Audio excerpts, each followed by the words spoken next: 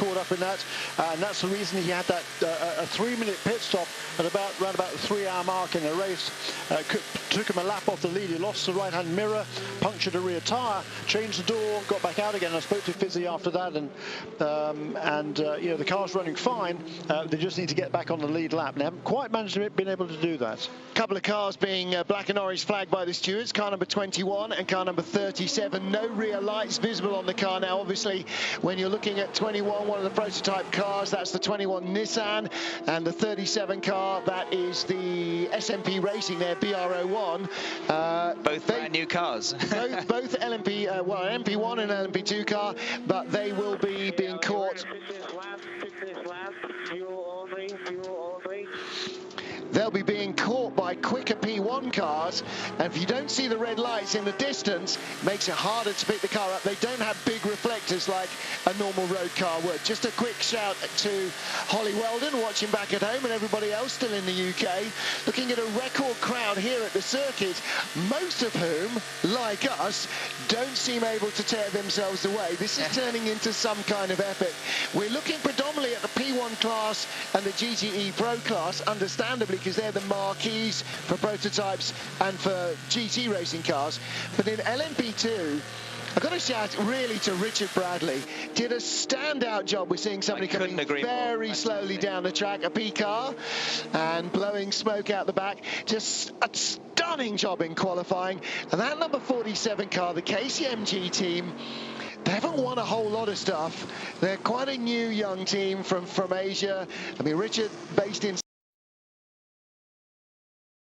And they have led this class from the start so far. Ludo Bade, second place, has just stopped in the 46. Like the 27 Maurizio Mediani in the SMP car that was coming back in slowly. And look at popping and banging there, lots of flame on the overrun. So that car is in a kind of get you home mode at the moment, or he's weaving. He's either feeling a puncture or some broken suspension, or he's running out of fuel. You wouldn't normally weave like that if you felt like you had a puncture.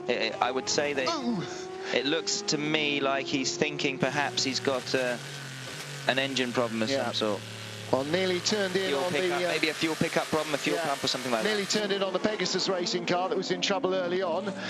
Pit stop for Richard Bradley. He stays in the car, leading in the 47 car in LMP2. Ludo Bade second, I was just about to say. So the new Orica prototypes, the coupes in first and second in the class, ahead of the Ligier, Roman Rusanov, another Russian driver. He's in the 26 car, and that is the lead G-Drive car, qualified second on the grid by Sam Bird. So the new prototypes, the Ligier is the older one. That made his debut earlier last season, not at Le Mans, but later on in the European Le Mans series. But the Orica prototype, brand new, and that is also going to lead, like Ligier, to an LMP3 chassis as well. Now, quite how LMP3 fits in at Le Mans, or if it does fit in at Le Mans, I don't know. Maybe when we get up to 65 car entries in a couple of years, there will be an LMP3 class as well, but that is all for the future. Yellow flags at zone 30, that's right at the end of the lap, as you can see. We're going to be coming turning in car into the now, Porsche curves. as we heard Dan Binks calling him in. This is Ollie Gavin coming to the pit lane. This is incredibly tight there. It's so easy to overshoot that and cut through the gravel, and then it's hard on the brakes, down into first gear as you come into the pit lane entry zone there, and then it seems to take an eternity coming down here. Corvette somewhere in the middle coming down into pit lane, and at the point that he pitted, he was 13.5 seconds ahead, Oliver Gavin, in the 64 Corvette of Richie Stanaway in the 99 Aston. So obviously Stanaway is going to come through and take the lead of that class, and that's going to be bounced backwards and forwards, and Leeds in a watching brief in the 91 Porsche in third place in GTE Pro. So in comes the car, door open. Are we going to see a driver change, or are they just topping up the drinks bottles and the other fluids in the car? Quite often you'll see a top up to the oil reservoir going in. One bottle will be clearly one colour, one the other, because you don't want to feed the driver oil and you don't want to feed the engine Lucozade. At least not if you want to continue in the race. So Ollie Gabb is in. Richie Stanaway second for Aston, now takes the lead in the 99 car. That's the red and yellow car that he qualified on pole. And the other two drivers in that car, Fernando Reis from Brazil and from Cumbria, the tall Alex McDowell, they qualified last year but never got to start the race. So this time they start the race from pole position and they are right in the hunt. And with the 97, you know, the #1 factory crew out, now the best chance for Aston Martin currently rests with them. The Dane train down in 6th position, Christopher Nygaard currently at the wheel of that. A 97 car, I'm afraid, is... And the 99 car has been the revelation of this year, in my opinion. Absolutely brilliant in Spa and everywhere. It's not like they've just lucked into this and taken over. They were actually up there and running with the 97 already, so a real strong car, and a real contender for victory. I mean, Richie Stanaway 2 weeks ago, victory on the streets of Monaco in a GP2 car. Here he is, he puts the car on pole position at Le Mans. You know, there's a lot of Kiwis in this field, considering what a tiny place it is, and they're all doing a standout job for their manufacturers. More in a minute.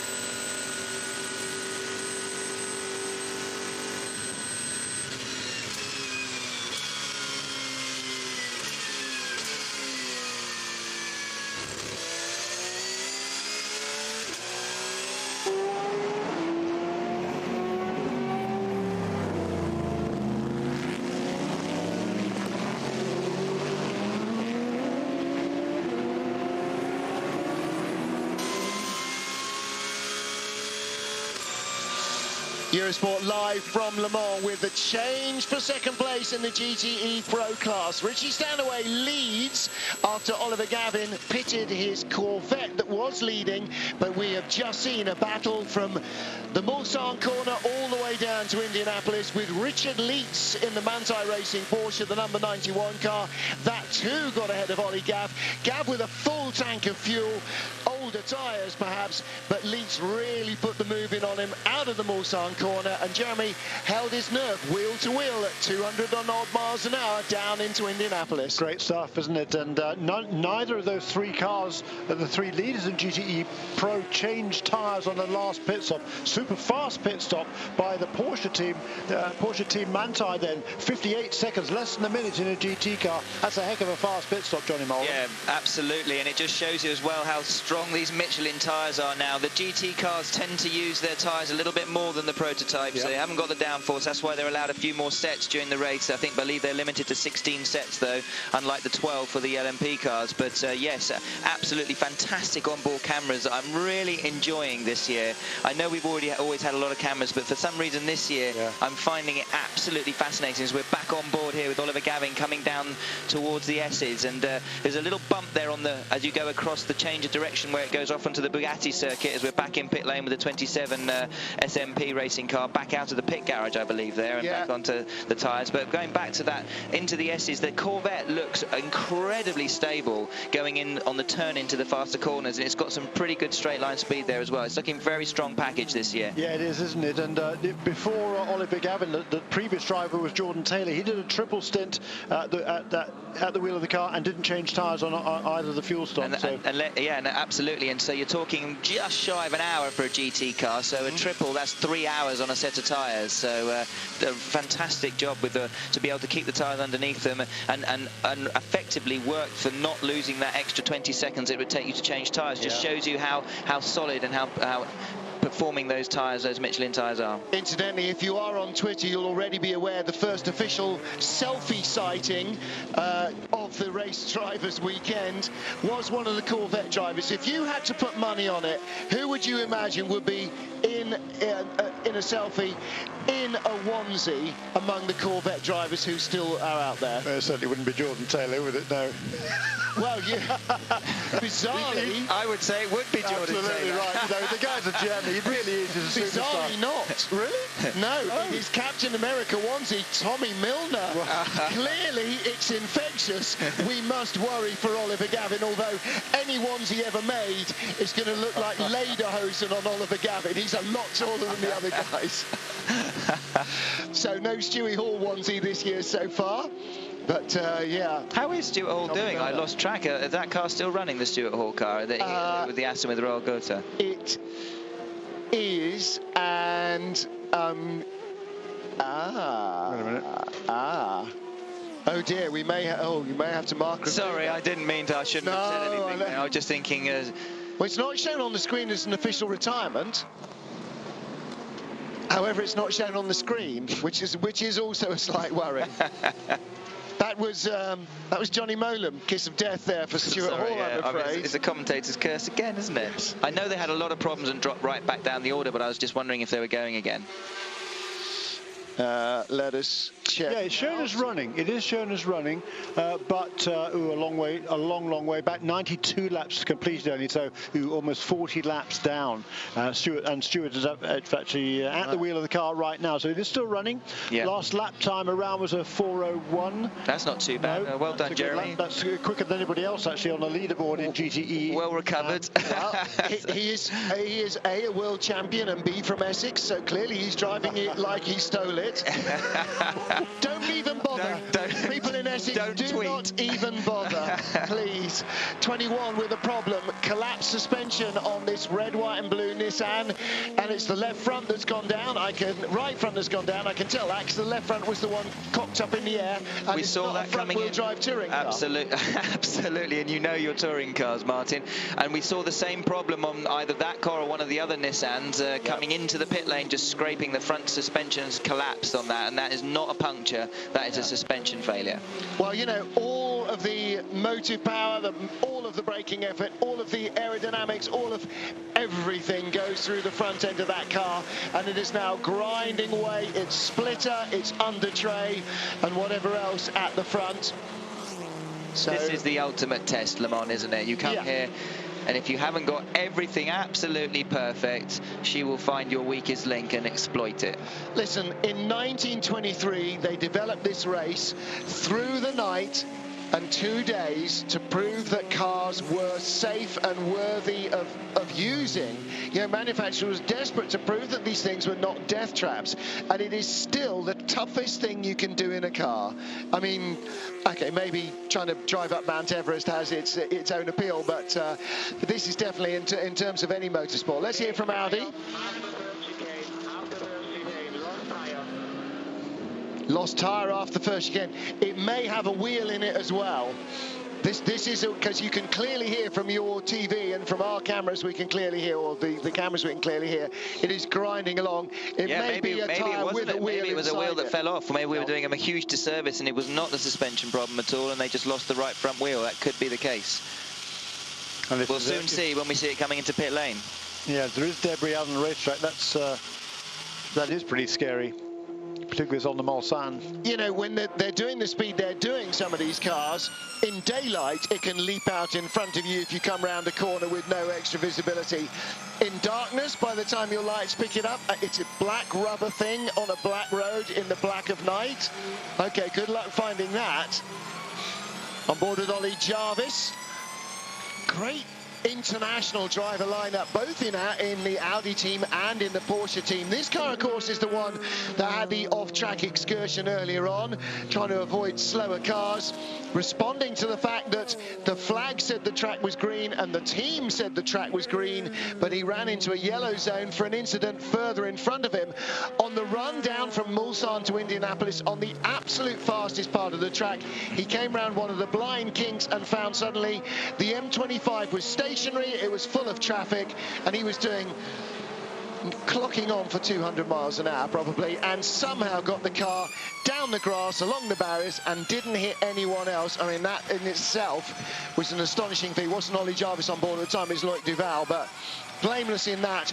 Brought the car back in, all the wheels still attached, all they did was fit a new nose and send it back out. As we're hearing the on-car there from the number 9 Audi, yeah, I couldn't agree more. And we've got used to it over the years, haven't we? Seeing Audis throw themselves at the scenery with huge speed, drive quite quickly back to the pits, spend about a minute and a half in the garage and go back out and start setting fastest lap times. It's absolutely incredible. They are built like tanks. The car that caused the safety car was back in the track in a safety car queue before the safety car was pulled back in. You know, A, they build them tough, and B, they have always built them to be repaired quickly, and they rehearse repairing everything on it that can be repaired on the car. Yeah, it's fantastic. That's why they win Le Mans. Yeah, that's 3 minutes is all it cost them. Yeah, just unbelievable. And you know, with all the cars here, let's look at the prototype out of here. Once qualifying is finished, you cannot change the carbon fibre tub, the driver monocoque. You can't change the engine, you can't change the gearbox. All the rest you can change.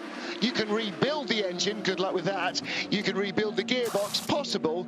You can rebuild everything else, but you can't change those 3 major items. Well, they used to do you remember when they were dropping the internals out of the gearbox, as we see the number 21 feature, and he has lost the right wheel. Front. You're absolutely right, so I do apologise. That wasn't a suspension failure for the number 21 Nissan. Obviously, the lost his wheel nut. It looks like the wheel nut's off of that, and the wheels come clean off, and of course now he's stranded there. That's Mulsanne corner, quite isn't it? Difficult, yeah, absolutely. So he's going to have a real problem. He just got onto the right-hand side there, and he obviously just dug in and just really brought him to a grinding halt. I mean, going back to that Loic Duval incident, I mean, it's very, very difficult. I actually had a situation last year 2 or 3 times going into this slow-down zone before the actual yellow zone, where certain cars are slowing down at different speeds, and I nearly rear-ended a couple of cars. Fortunately for me, as we see the Krone car off to the left again on the exit there, I have a replay. Now that is obviously what happened with the Krone car off to the left. Matsuda with the car on the outside, and somebody hooning up in his mirrors has actually deliberately driven the car off track to get out of the way. And in fact, we just had on board of him going through the chicanes with only 1 tyre. Now, in any other prototype with 1 front wheel missing, you'll still be able to drive it because you've got rear wheel drive. Yes. There, he's only got 1 wheel drive. Yeah, that's why he's struggling to steer it. Exactly. Well, and to get it to move as well. And of course, with the LMP cars in particular, you've got such small suspension travel and such small ride height clearance that you drop a wheel off and the thing's grinding itself on the under tray anyway. So you've got that, so it's dragging itself along the floor, and you're trying to steer it with 1 front wheel drive wheel. Well, this is going to be one of those never give up moments. We saw it with the Delta Wing, didn't we, 2 years ago when it got clattered into by the Toyota. And you know, just refusing to give up. And this is the whole thing about this race. Race leader. You cannot let the racetrack beat you, no matter whether you're the fastest or the slowest. That is the same for every car. Race leader, as you say, Jeremy Shaw on pit road. René Rast gets out. So his quadruple stint is over, and driver change now cycles round to who is quadruple next? Stint. I thought it probably should be. Who's next in the driver lineup? After René Rast, back to Felipe Albuquerque. No, I think it'll be Marco Bononomi. That is Marco Bononomi, you're right. Yeah, definitely Bononomi's helmet. It is.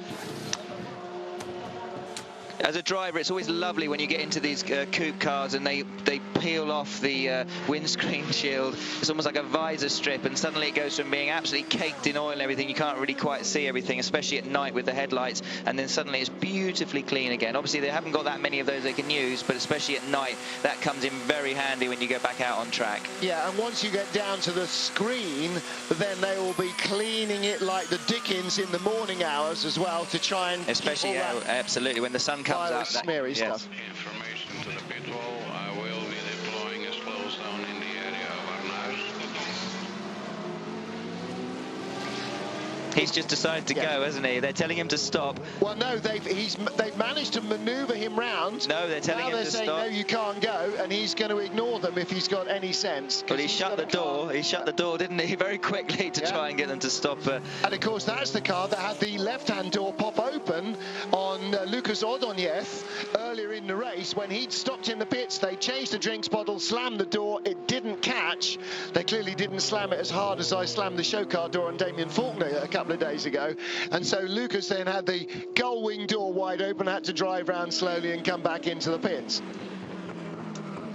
Well, he wants to continue, and as you would, and in fact I said, misinformed you, I said it looked like it was Mulsanne corner. Clearly it is down at Arnage where the yellow flag of and the slow zone is out. And actually what would be nice is to see an onboard view from that Nissan now, because you will see the lit up screen warning the driver of the Nissan that he's in a slow zone of his own creation, but all the same, the onboard camera will show you. Well, going back to what we were talking about when all this action suddenly kicked off from the slow zone, you have the zone where you're slowing down to come up to a zone where you have to do that minimum speed. And the trouble is, some people spend that whole slowdown zone gently slowing down, and other people, mostly the professional drivers, I have to say, drive at it as if it was a pit lane entry and then go across the line of this actual yellow zone doing the speed. And of course, then the closing speeds are colossal. And I had a couple of instances last year where I narrowly missed rear-ending someone because I misjudged it coming into the Porsche curves. Fortunately for me, unlike for Loic Duval, there weren't 4 cars abreast on the track. It's just a case of shooting past that car,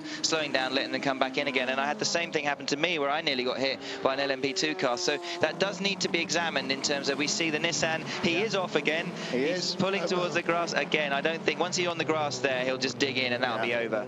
Well, he won't, because there's no drive on that side. So he's got 1 tyre on the tarmac. But it'll dig in on the front on the floor because it's so little clearance. And they didn't want him to go. And I think maybe someone on the radio has said to him, look, they're wanting you to stop. Well, now, pull it over. Again, I'd love to see an onboard, because in the car, this is a replay, I think. There is a screen, and Eduardo Freitas can directly send him a message saying, stop now, pull off the track. Should he want to do so? Should he feel that he should? I think that's exactly what he did, because that's a replay. He managed to get it going, and I think they're accepting, because that car, to go at that pace through the Porsche curves when he hasn't really got any control over his steering, or not as much as you would like, that would be incredibly dangerous. So I think the right thing, even though it's going to be heartbreaking for the Nissan team to have one of their cars officially retired, I think they've done very well to get this far so far with all 3 cars, albeit with a few issues along the way. I think they're going to have to accept that that particular car is going to have to be retired out of this race. I think you might well be right. Well, listen, racing drivers come from a whole load of different backgrounds. The race currently led by Porsche's British star Nick Tandy. So maybe for the first time ever, a former mini-stocks racer is leading Le Mans 24 hours. Oh, good for Nick. I mean, he's done so well. Obviously part of the GT Porsche program. They tested a number of their GT drivers. Nick got picked for the LMP, and it's actually in some ways easier to come from GT girls up to LMP, because they do what you want them to do. But having said that, the speeds of these LMP cars, especially around Le Mans, it's absolutely astonishingly good job that Nick Tandy has done moving up from GTs into the LMP program. Well, maybe as a mini-stocks racer, he ought to be in the front-wheel drive Nissan trying to persuade Suga Matsuda how to get it back. I think he'd prefer to be where he is right now. No kidding. No kidding. In the most successful team ever at Le Mans in terms of overall wins, and in the fastest car this season, yeah, Nick Tandy's in a good place. He leads the race with 156 laps completed. We'll be back with more.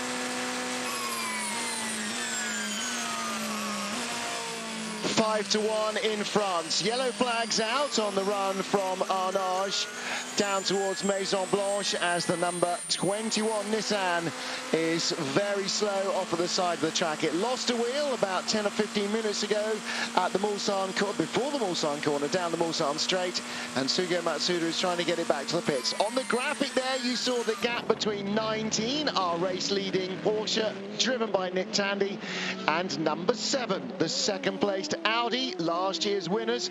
Andre Lotterer at the wheel of that car, ahead of teammate Marco Bononomi, the number 9 car, in 3rd. Timo Bernhardt 4th for Porsche. Neil Jarni, the pole sitter, 5th for Porsche. Loic Duval 6th for Audi. And last time around, Nick Tandy's lap, a 3-minute 18.9. Their fastest lap in qualifying, 3-minute 18.8. In race trim, the cars are at qualifying pace. And Jeremy Shaw, you figure that with that pit stop that dropped Marco Bononomi in the 9 car down to 3rd, we have now had how many lead changes at the line? 19, I think that was. So that's about 60 on the track. Yeah, and probably. that's in one class. Lead changes in LMP2, 0 so far. In GT, almost beyond measure over the two classes. I think pretty much everybody has led in GTE Pro, actually, except for the 92 car that went out early. Everybody else has led that race at some stage in the first, what are we, 10 hours? Yeah. 10 hours just coming up. Yeah, 14 hours to go. Great indication there from the onboard as we were wittering of the number 19 car with his finger on the button, 80 kilometers now through the slow zone. And then as soon as it went green, trackside, green lights, green flags, but also in his car on the dashboard, the little information panel that is run by the race director will have flashed automatically to green, and he will have been able to release the button and let leash the dogs of hell. Now, is this him coming into the pit lane? It is 19. Are we expecting Nick Tandy? Jeremy Shaw is lap charting furiously like it's a 10-lapper in Formula Ford in 1978, and in fact it's a 300-plus lapper here. Neville Hay is in the booth alongside us. Nev, we've had a fantastic race with the historics. We've had a fantastic all Aston Martin race, both unfortunately red flags short of their time because they are time determinant. This is going to go to 4 o'clock tomorrow, hopefully, no matter what else, but this is going to be an absolute barnstormer of a race. I wouldn't want to take any bets on who's going to win it either. Oh, I'd take bets. You would? I'm not placing any. Oh, I bet. I'll take your money. Yeah, I bet you would. Yeah, I'll take your money. I'll take everybody's money because I'm only going to have to pay one. Well, I got that feeling, you know, that well, from the word go, it seemed to me that Porsche had every thought that they were going to have the pace to do the job. But I don't say that Audi were doing anything else other than play their cards very close to their chest. But there's no question about it that they didn't actually show their true ability during the course of either practice session. Well, I think actually they did. I think while Porsche upped the pace and went qualifying, I mean, we've just seen Nick Tandy lap within 1/10 of a second of the car's whole of the car's lap time that put it 3rd on the grid. So I think we saw more perhaps from the pole sitting Porsche of Neil Jarni than they've been able to produce so far. His pole time 3 minutes 16.8. The race lap time, the fastest race lap, now been set by Marco Bononomi. No, it wasn't. It changes the name of the driver. It was Felipe Albuquerque in the number 9 Audi, a 3:17.6. I think we saw Audi working on race pace all the way through qualifying and only putting on one set of soft tyres. Yeah, that's exactly right. People have been asking on Twitter, were they sandbagging in qualifying? No, I don't think they were really sandbagging necessarily. They were just running through their program like Dr. Ulrich already says. Effectively they were, because as you say, they didn't go out on low fuel and soft tyres. That wasn't, they weren't considering qualifying as an entity in itself. They were just building building towards the motor race. So they know the balance of the car and how it changes when they put on softer tyres and or go for lower fuel. So they know that correlation already. They didn't need to worry about that. All they were worried about was getting ready for this 24-hour race. So when they do get towards the end of the stints and when they are running on fresher tyres, they're able to turn faster lap times. It's a combination of experience, is it not, that really makes the difference?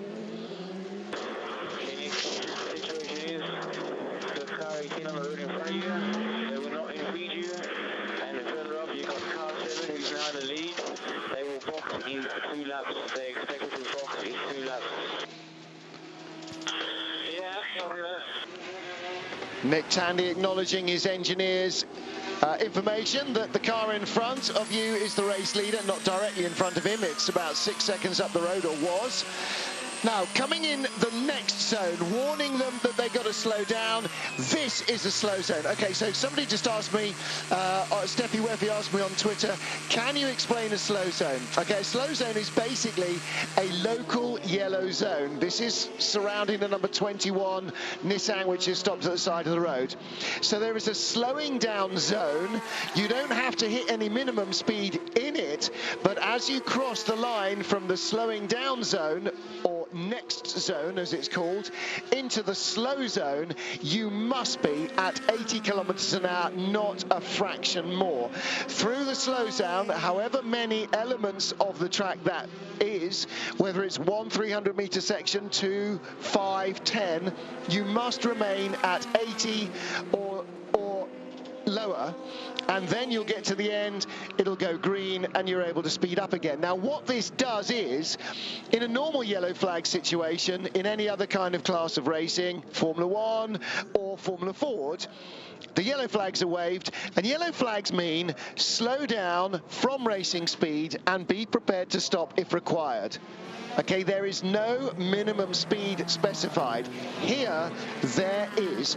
It is not a judgment call on the driver of what he thinks is acceptably slow. It is not a judgment call from the stewards or the marshals at the side of the track, the judges of fact or the observers, that they think the driver is going too fast for the situation. It is 80 kilometers an hour, 80.01 penalty, 79.999, 80.0 fine. So it takes out all doubt of whether or not you've slowed down enough, and taking away doubt in judicial decisions is exactly what drivers want. And getting them down to 80 kilometers an hour, 50 miles an hour, allows marshals to work in safety. So it's sort of not virtual safety car. It's a slightly more straightforward way of having yellow flags out. Well, there we are. I mean, I'm really surprised. Sam the Chef's here, Beauty and the Beast. I mean, the whole thing. Listen to this lecture that you've just given us. We're totally, completely convinced by this. All I've still got to say is this is a motor race that is going to go on. The way this is looking, this is going to happen right the way up until time tomorrow. It really is. It's moving viciously from one side to the other. You think, right, well, there's some advantage there. I'm looking at the number of stops, and for the first time for quite a while, we have got everybody has stopped in the first 1, 2, 3, 4, 5, 6 cars have all stopped 12 times. Our lead is coming down. Nick Tandy is chasing Andre Lotterer with all he's got. Out of the pits, Tandy last time round. And his last lap, a 4:28. Lotterer did a 3:43, but Tandy is flying on this lap. He was about a second behind in the first sector. He's a second behind in the second sector, but you saw on the little data screen, he is almost within visible range, even in this darkness, of the car in front of him on the road, the race leader, Andre Lotterer. It's the temperature situation. Really. Jeremy, you're going to have to turn your mic off. I'm going to stop eating, and thank you very much, Sam, for bringing that some food along. That was just fantastic. We're expecting a pit stop for Andre Lotterer in 2 laps, so a lap and a half before Andre Lotterer will bring that race-leading car onto pit lane. Ripple of applause, I think, not in the back of the booth, although just about everybody is. Liz Halliday has joined us from the pit lane.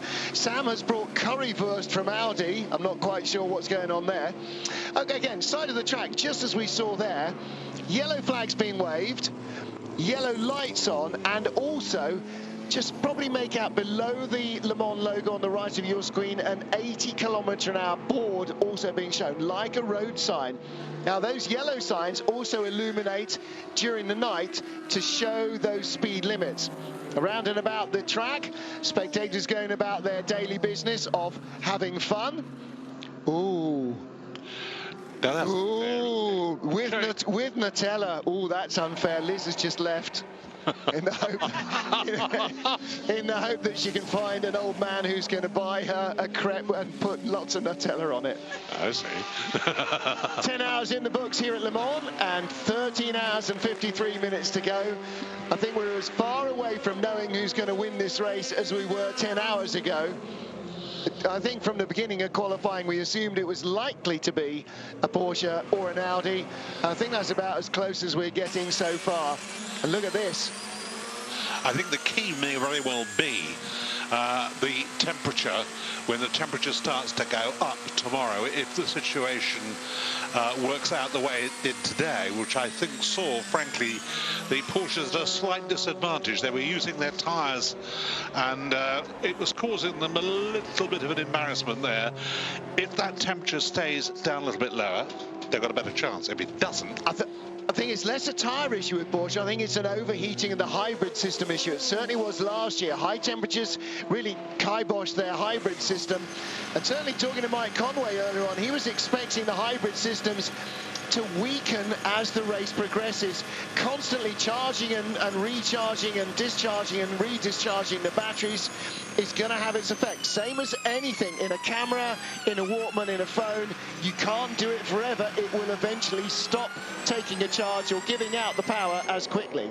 Fair comment, but there is no question that the Porsche is lighter on its tyres at this stage in the race than it was earlier on. Yeah. At the beginning of the race, they really struggled even to do 3 stints on one set of tyres, 3 full fuel loads. It was a real struggle. They were losing a lot of pace towards the end of the 3rd stint. Now they're able to run 4 stints on one set of Michelin tyres. If you're following Liz Halliday, she is currently periscoping from the back of the booth. From your left, Neville Hay, Lord Neville of Hay. I'm in the middle, Jeremy Shaw on the right-hand side, currently shoveling currywurst in as fast as he possibly can. I've never seen the man eat curry as quickly as that for a very long time. The feet in the background belong to Sam Hancock, so we're going to get him on air in just a moment. Sam the chef. And that will allow me and... well, he's not the chef, but he is the, he is the man who's brought it all the way from Audi's hospitality unit.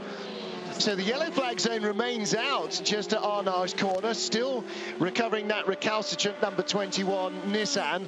I am going to wait until it's officially an abandon before we go. However, I am now going to complete a noughts and crosses line, because 63 Corvette went out before the start of the race. Directly below it on our Andy Blackmore spotter's guide is the 92 Porsche that caught fire, and below that is the number 50 Labra competition Corvette that is also out, so that I'm claiming the first full lap. And if anybody else is playing Martin Haven commentator bingo, are any of you still sober, or have you all passed out? I'm just wondering just where that car is now, how long before it gets back to the pits, because it must be getting an awful lot more. I don't think it's getting back to the pits. What they're doing is they've got a flatbed truck and a lifting crane. They're trying to get it off the ground and get it onto the flatbed, and then it will go to the dead car park at the end of the pits. I don't think it's going to be working. Puncture on a Ferrari. That's a GTE M-Class car. And that is... You can see that. Now, it's one of the AF Corsa cars, but that narrows it down to a selection of about 163 in the race. Right front puncture. And he's going into the Porsche curves, and well, if Sam Hancock was here on the microphone, he'd be telling us what a potential nightmare that is. Without question. That's it's an AM-class car. Okay, so that narrows it down. And the smoke is getting worse and worse. We know what happens when it does. The whole thing disintegrates, and there it is. On pit road now, it's 60. Have we got a 62? Yes. Is that no? That, but Jeff, that's not Jeff Segal's car. That's the Audi Sport coming in there. Number 7, we were expecting. Cleaning the tear off. I'm assuming they're only actually removing a tear off and giving a fully clean screen to a new driver, like new tyres. Yeah, I don't know how many of those screens they have. Not enough. No, I think it's only about 3 they can hold. Yeah, not enough for 26 stints. You'd never be able to see out of it, and even if you could, you wouldn't be able to figure out what it was you were looking at. Be like Jeremy Shaw with his 2 pairs of glasses. Yeah. Very quick pit stop for number 7. Up to speed already as he comes out and up the Dunlop curve. So Andre Lotterer in the number 7 car now.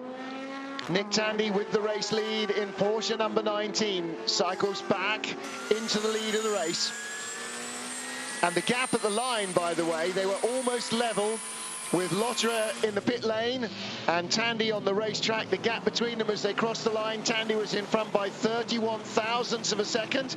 That gap will grow. Marco Bononomi now up to second as Ant Davidson gets in the number 1, the Champions Toyota. Not run by champions, you understand, but driven by champions. Well, run by champion team as well, you know what I mean. Yeah, championship winners last year. That was the 21st lead change. That has been the sad story, I suppose, really, if you're looking at this particular race, that we had anticipated that we couldn't believe initially that really the Toyotas were as slow during the course of practice as they turned out to be. And they haven't shown, frankly, any improvement in the race at all.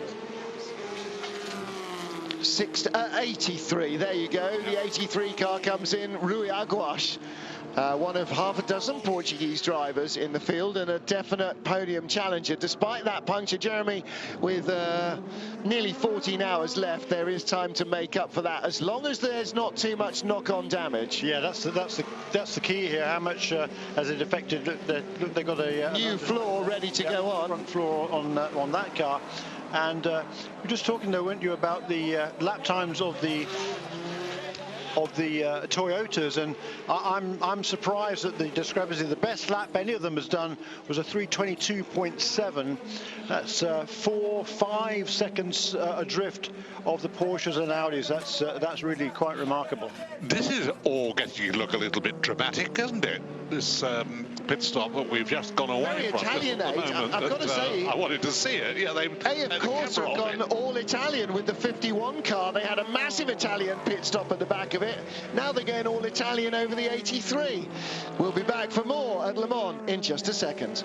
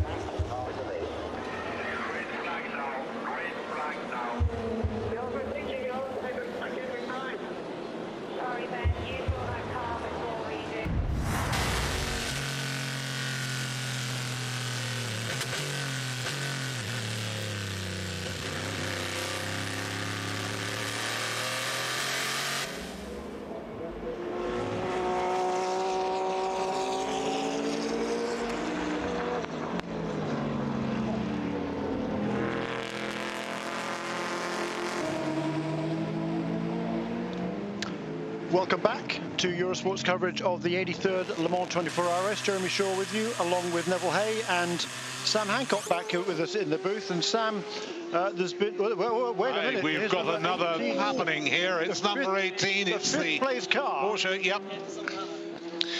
Who's that at the wheel? That's Neil Yarni at the wheel. He is in the gravel. Looks like on the exit of Mulsanne. Have I got that right? Yep. Yes.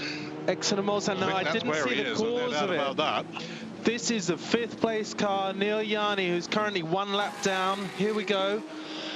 And just he goes off at a fair like massive look at his bit there, but he does kiss the barrier. That's almost exactly what we saw. He does kiss the barrier. That's almost listen.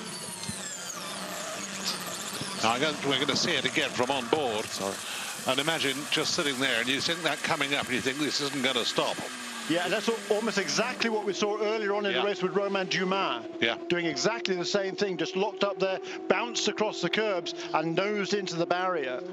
So what's happening there then? I mean, we know that the hybrid systems play a big part in the deceleration of the car. Are we getting to a point at this later stage in the race where perhaps they're not performing in the way they have up to this point, and the retardation of the car in these heavy braking zones isn't what the drivers were expecting? I don't think so. I think what this is somebody is about a lap behind and they'd like to be on the same lap, and they were pushing very hard, and there we have it. No.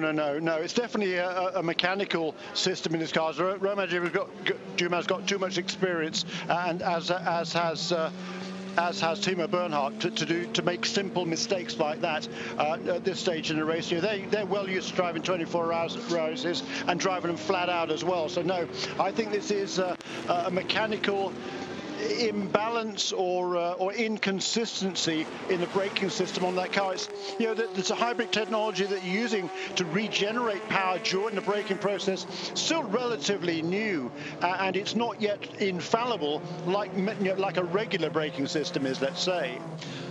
Yeah, it's something I remember hearing a lot about in Formula One when hybrid technology arrived there, and the drivers were really struggling with the brakes. It was something that was such a variable that they could never quite gauge the level of sort of retardation that they were actually going to get according to the different pressure that they could put into the pedal.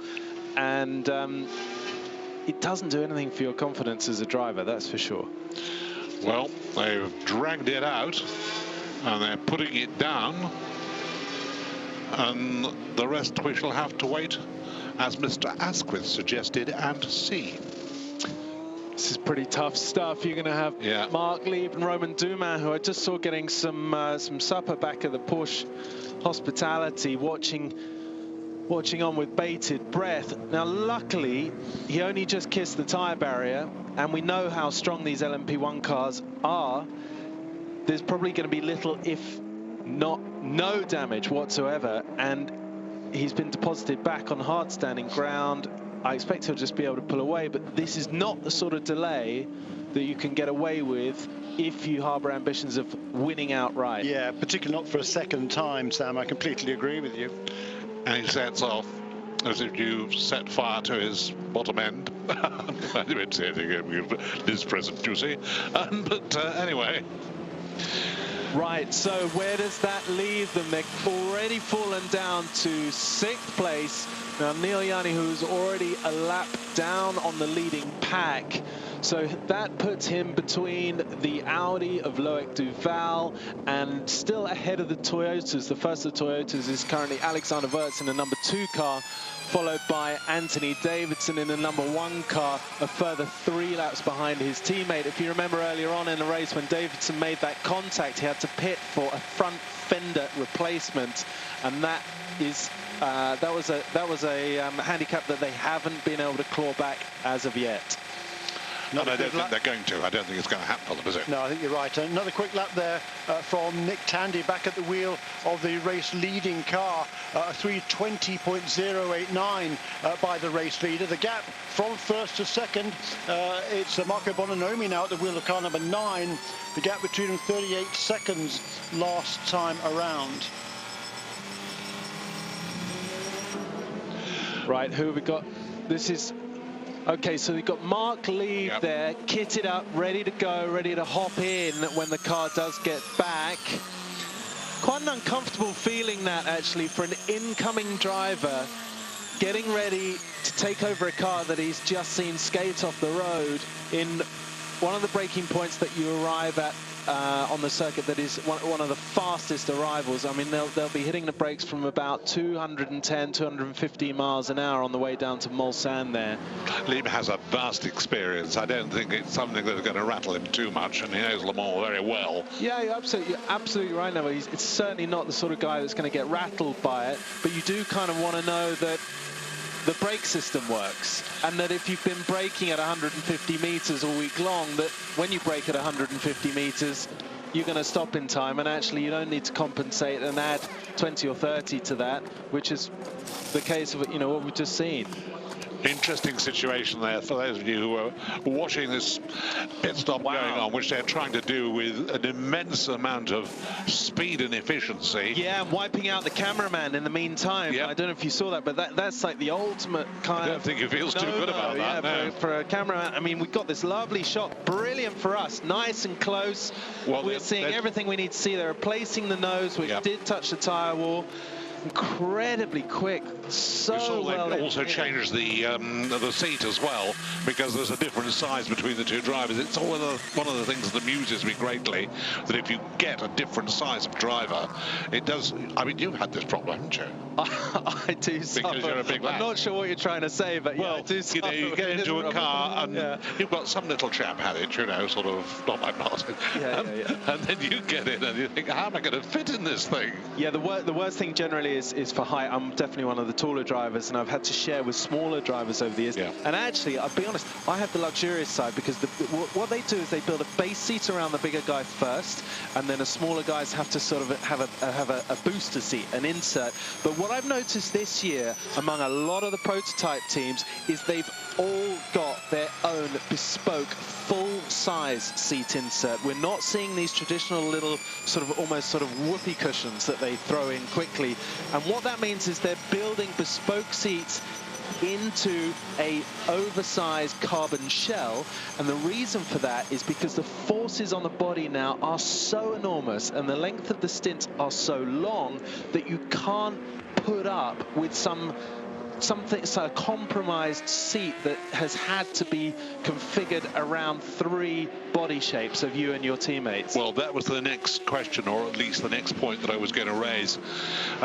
We hear, and of course we have heard over the years, the immense amount of problems that the G-force causes, particularly the lateral G-force with drivers in Formula One. But these guys are doing it for longer stints. It's not like an hour, 20 minutes, an hour and a half Grand Prix race. If you're doing sort of 2 or 3 in a row, there must be a huge, huge physical strain here. Well, we might be testing the limits of the regulations tonight, because there is talk that Audi could get away in the night of what would the word be for a 5-stinter? Quintuplet? Yes. Something like that? Okay, we'll roll with that for now. Quintuple stint, I think so. If the tyres can do it, that might not be... that's not really the point. The point is the drivers are limited by a 4-hour maximum driving time at any one period. Yeah, you're still just about going to be able to get inside that with we're only 5 stints in. It's about 45 minutes in a prototype car. So that's theoretically, yes, you can do the under 4 hours. But what a remarkable job that Nick Tandy is doing. He only did a single stint in the beginning of the race. Not quite sure why that was, but he's flying now. He's just turned the car's fastest lap of the race, a 3:18.674, 5 seconds quicker than anybody else. But I would earnestly suggest to you, actually, if you're listening to us talk about this, it is a totally different ball game from the days when, first and foremost, it was 2 drivers per car, and secondly, one of those 2 drivers would do an awfully large amount of the race. I know there was one win a few years ago, I'm not going to say how, when and where, that when they started the race, one of the drivers was not a very well boy at all. And by the time they finished the race, the one that started feeling very fit had really actually overdone it, was in a terrible state. He actually didn't attend the prize giving. We're going to go to a commercial break, and we'll be back with more straight after.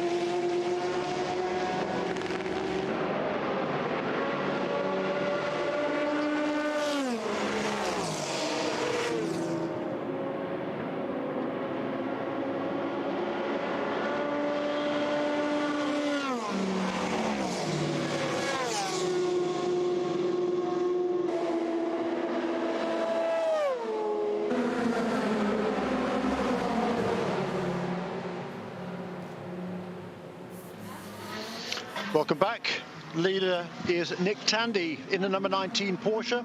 Last time around at 3 minutes 20.99, absolutely flying. He is turning some very consistent laps, extending his lead over the second place car, which is Marco Bononomi in Audi car number 9.